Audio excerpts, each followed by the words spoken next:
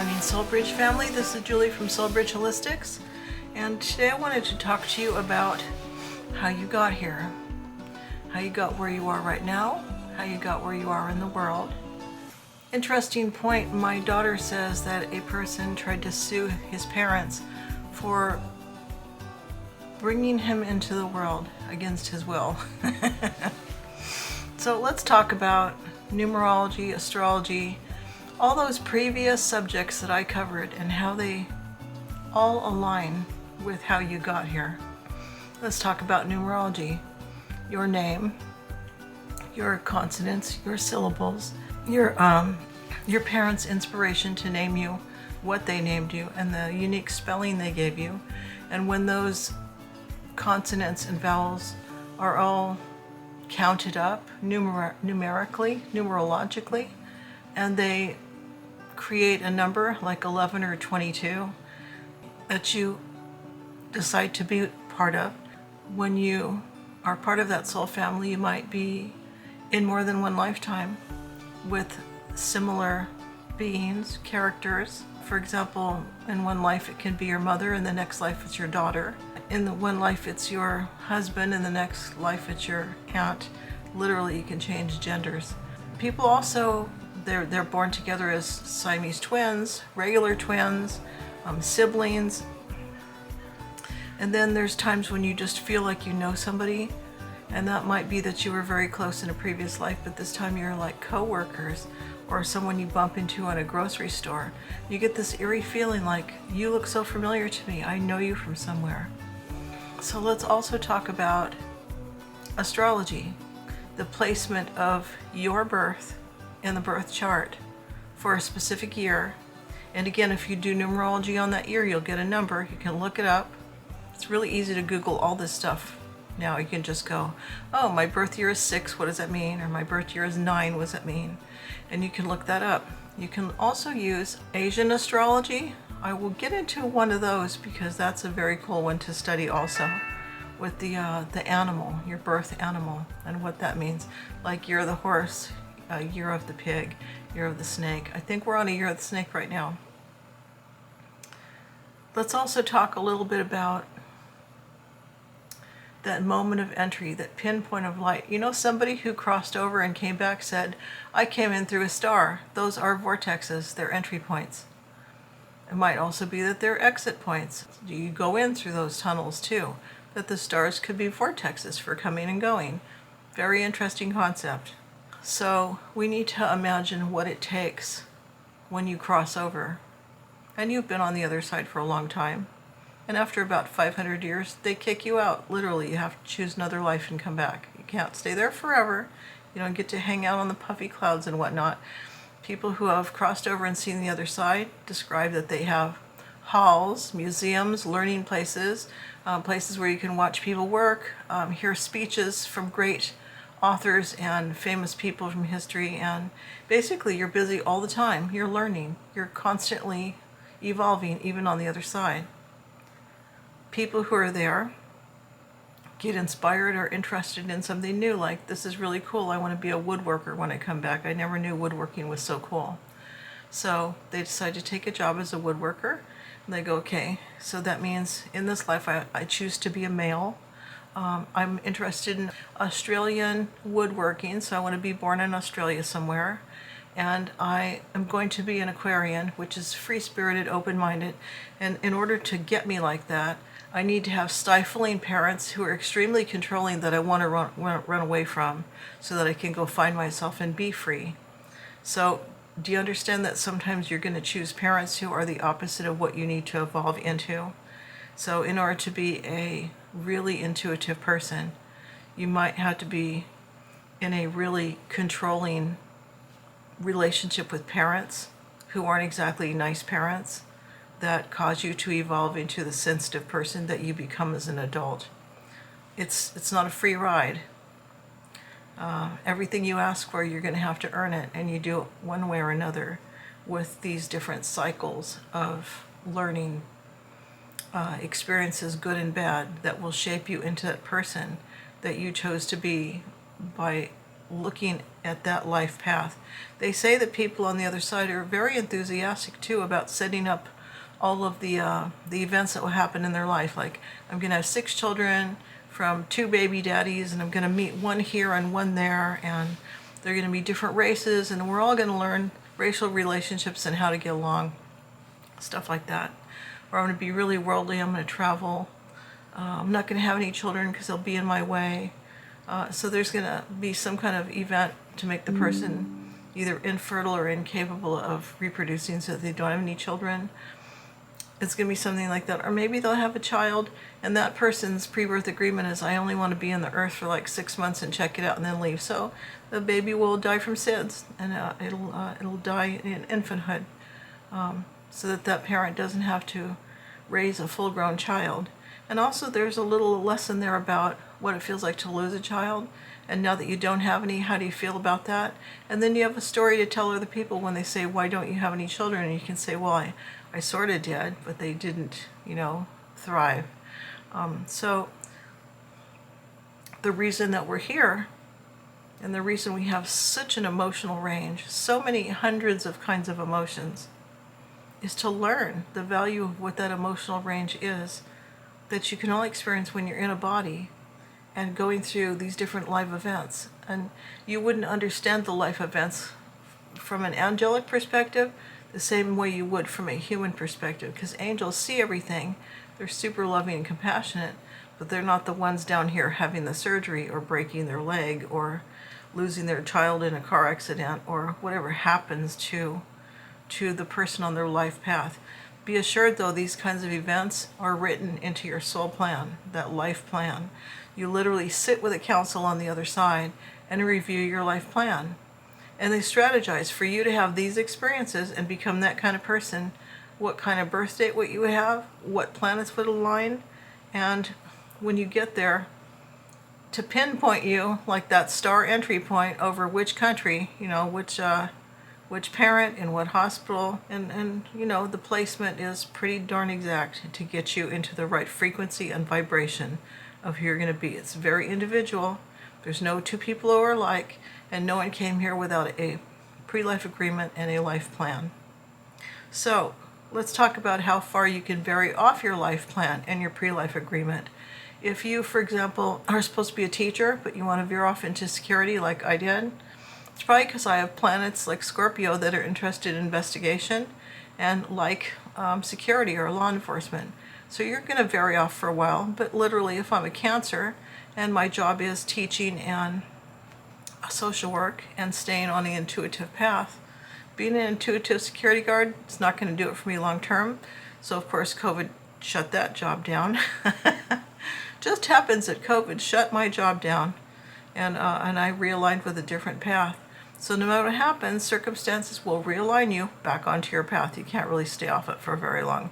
You can veer away, you can put it in the closet for a while, but it's going to come right back out. You'll get back onto your life path. How do you do that?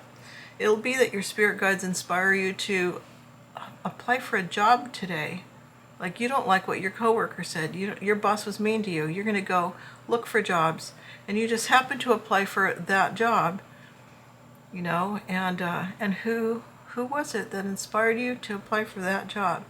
So let's say that you're looking for work and you apply for 100 jobs. You can't seem to get anybody to call you back, but you've applied for 100 jobs, 101, 102, and now you're kind of getting to the jobs you don't really want. Like, I don't want to do that, it's too emotional. I don't want to do that, I'll have to work with these kind of people. And sure enough, that is the job that calls you back. Maybe you didn't want to do it, maybe you knew it would be kind of hard, but as far as your life path's concerned, that's the job you're going to get next. That's the one that's in alignment. That's the one they set up for you. So do you choose your jobs? I don't know, as far as free will's going. If I chose 102 applications and number 102 called me back and the other ones aren't calling back, it's not that something's wrong with me, it's that they're somehow not aligning with my soul path. And my spirit guides are kind of overseeing that. We're going to make this manager call you back, right? We'll make these people give you good references. There's so much going on behind the scenes to make things go. You go to a car lot, you're looking for a certain kind of car. As far as synchronicities going, There it is. There's the car that you want. And if it's a car that's supposed to be helping you with your exit point, that'll be the one who just happens to have the engine that fails on the freeway, and off you go. Exit points are the points where you, in your pre-life agreement, said, I will not live past this age, and I want to have, this kind of a quote-unquote going away party, we could call it.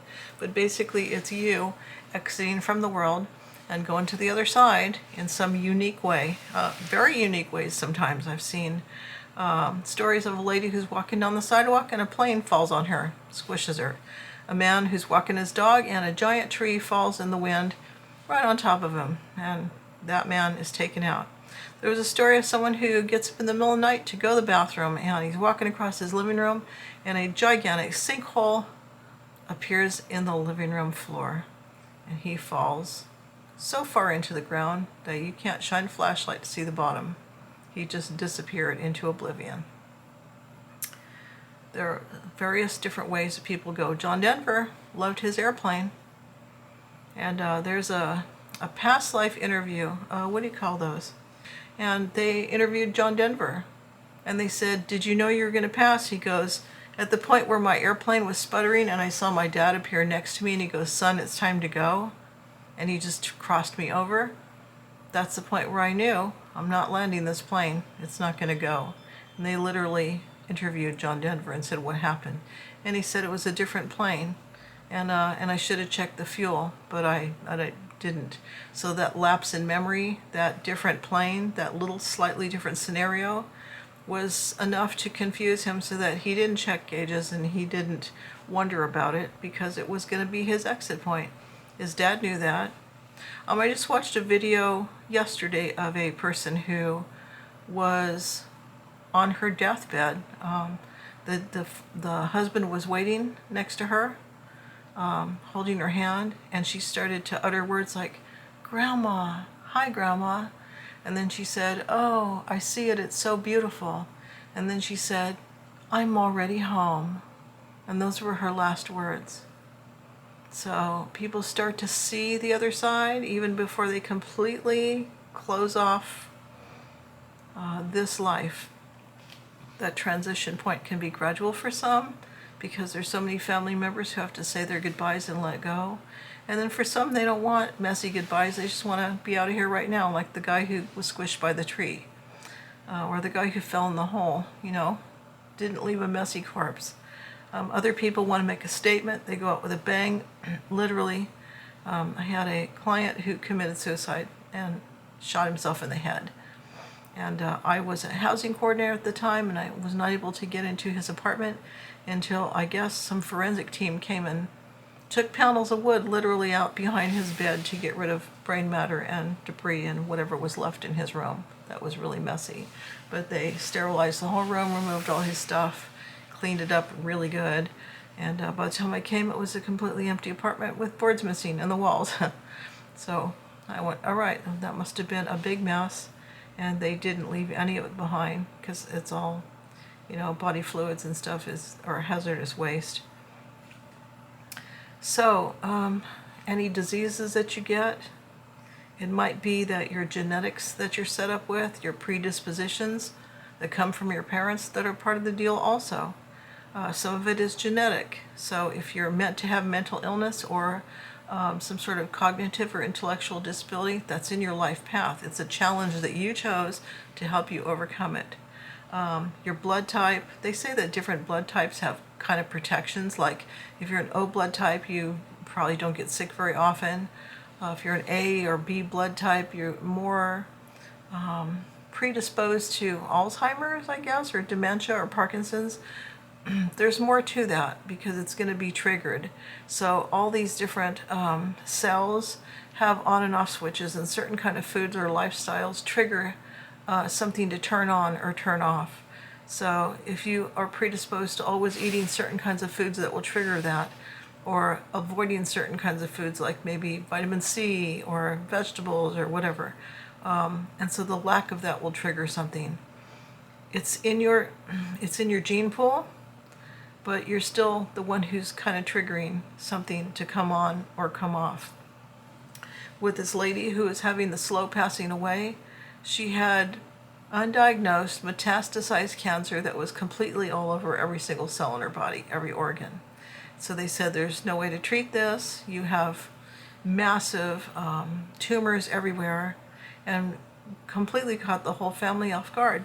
Of course, the husband was adamant, we're gonna fight this, right? And he probably would have tried to fight it, which is why it was so important for the disease to progress to the point where it did, so that she would have permission to exit. Otherwise, the husband was fighting tooth and nail to keep her here, and he would have put her through chemotherapy, radiation, surgery, everything. And as it was, it was a calm exit, because there was no holding it back with numerous surgeries and medications. It had already advanced calmly, quietly, behind the scenes, to that point where she could be in charge of her exit, not her husband. So that was a life lesson for him, that he did not have power at that point.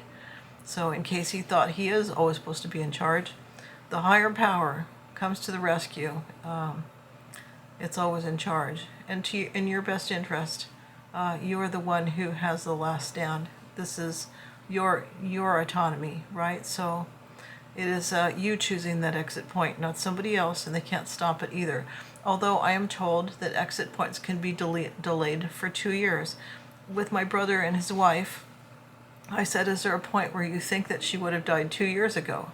And he said, yes, we had an issue with something 2 years ago. I said, well, then that was her first exit point. She should have gone then. And she had the choice, but she hung on another 2 years for you. So she chose the later exit point. People don't understand sometimes that you're choosing your exit point. And along the way, you might have more than one exit point. For example, you might have had indecision points where you go, I'm going to end it today, or I'm not going to end it today, or I'm really depressed, or this isn't working, or, and then you actually have points where you're like on the freeway and you're almost in an accident, or something that happens where you almost was part of a shootout. And those were exit points. They were. But at that point, you made a conscious decision, no, not today, I have things I'm working on or things I'm doing. And you walk away from that. You're not involved in that. Your guides are well aware that you're choosing not to be part of that. There are also warning exit points where a kid is in a gang and he gets shot 7 times and he well should have died, but the angels decided to make the bullet 1/4 of an inch from his heart, 1/4 of an inch from, some sort of a major vein, something that they could pull it out and he would recuperate, so he has a chance to go on. Hopefully he's not going on to remain in the gang, because you can't keep burning your candle at both ends and not have repercussions. So, what else can I say about this? It is also possible that of all the sperm that went toward an egg, and there's going to be a glob of them, hundreds, thousands of them, all of them have differences. I'm going to post a little picture of swimming sperm so you can see what they look like. Look really close. Everyone's a different size, a different shape, a different individuality, okay? So you have brown hair, black hair, red hair, blue eyes, green eyes, brown eyes, freckles, no freckles, wavy hair, curly hair, straight hair. They're all right there, and they're all heading toward the egg. And do you think it's just one of them happened to get in, or it's the one that you chose to get in? Because you're choosing in that lifetime to be the one who has an array of unique gifts, right? One of those sperm is predisposed to music. The other one's a good mechanic. The other one's a good bricklayer. They all are going to bring in different genetic traits that are in your family line. In your family line, okay? So you're looking at all these little guys who are swimming in there and you go, I want that one to get in, that one. The bricklayer with the red curly hair, with the green eyes, with the freckles, that one's going to be me. Poof, that one gets in, okay? So you can't have genetics that nobody in your family had, but you're choosing from the genetics of that family line. So obviously, if I have some Native American DNA and some Dutch DNA, how that's reflected in me is kind of odd, right? Because I have dark hair, and every time I dye it to make it lighter, it keeps coming in dark. My family line has no predisposition to early graying, and so I probably won't have gray hair for a really long time. My family line now has blue eyes, and so are there darker haired people? Yes, my mom had dark brown hair and my father had black hair. Are there people with darker eyes? It's probably in my genetics somewhere. But I chose from the array of available genetics that would have the traits that I want, and I chose a tall gene with light eyes, with, I don't know, passing for more European rather than the other array of genetics that could have come in. Is this part of the plan? Well, I'm stealthy. I can walk into a crowd and blend in. And so I can be the one who's making comments about reform, societal injustice, social justice issues, how things need to be changed, how societies should be more democratic or more open-minded. I can talk about and introduce subjects that somebody else might not be able to. And so I'm working with my genetics. The line of genetics I chose is predisposed to being really good with artsy things, but not so good with math things. And so can poor math ability be genetic? Absolutely. Can linguistic ability be genetic? Yes. My mother spoke 7 languages. I was fascinated by foreign language. My daughter is fascinated by foreign language. Everybody in my culture, everybody in my family is fascinated by foreign cultures. We're like world emissaries. We love to meet new people from different places. We're fascinated by different cultures. That is genetic. I have a friend who's Jewish, and he says money making is a Jewish thing. Okay, well, maybe it can be. You can also come from a family of doctors, a family of lawyers, a family of teachers. Mine is a family of artists. And so that kind of leaves the door open to what's the definition of art. Woodwork is art. I'm in healing arts. I think that you can get an Associate of Arts degree and a Bachelor of Arts degree. So there are different majors that address different areas, including linguistics, which is still considered the arts. So literature and arts, for example. There's a lot of different ways arts can be used. Now with me in technology, teaching multimedia, computer literacy, Photoshop, those can be considered arts. They're digital media arts. So for me, the door is wide open. Okay, arts is everything, really, even gardening, organic gardening, lifestyle changes, being a good orator, learning to speak, learning to communicate, learning to interact with other people. That can all be considered arts. I like that. I like relationship building as an art. In some cultures, like with the Tuareg, relationship building was an art because they were always traveling and intermixing with other people. So they were gifted with language skills and gifted with different cultural skills and with trading. So can you pass those family traits down? Yes. So the questions that people get into in philosophy circles is it your environment or is it your DNA? I keep hearing that question, but there is the third option. It is your life path. Your life path is choosing your environment and it's choosing your DNA. And it's neither nor. It's picking and choosing from those. It's giving you a bowl full of fruit. And you're choosing a little of the plum, a bit of the apple, and a bite of the grape. And you're mixing them all together into the unique you. You're a very unique stew of you. And you create an energy signature or an energy vibration that is so you that it can't be anybody else. It used to be when aliens were doing abductions, it's reported that they used to microchip people so they could find them from a distance and identify them. Now they can't. They've gotten it down to an art. They just know your energy signature. They can see where you are by your unique energy signature. Okay, so I hope this helped clarify a couple of things on the topic to understand how you got where you are. You can't sue your parents because of your pre-life agreement. You can't sue your parents if you're lazy and don't want to go to college, or you don't do well in your math test because you have a predisposition to not doing well in math. Suck it up. Do the best you can and move along. Because, I don't think it's right to keep putting a person back into a class to take it over and over when you know it's something they're not good at, something not predisposed to do, and something they'll probably never use. I don't know that I've used anything more than, I don't think I've ever used division really. I use addition, subtraction, multiplication, the kind of stuff you use on a checkbook. Even with spreadsheets, it's just adding and subtracting. I don't think I've ever had to say, well, if the building's this tall and the tree's that tall, how wide apart are they? You know, I don't know who uses that kind of math, but it's not me. Maybe architects use it, drafters, some kind of engineers maybe. But I am in language arts and people arts and relationship building. So for me, there's not a whole lot of, you know, if Jimmy is 6 feet tall and Jane is 5 feet tall, how far apart are they in their relationship? Nonsensical question. That's not my area of expertise.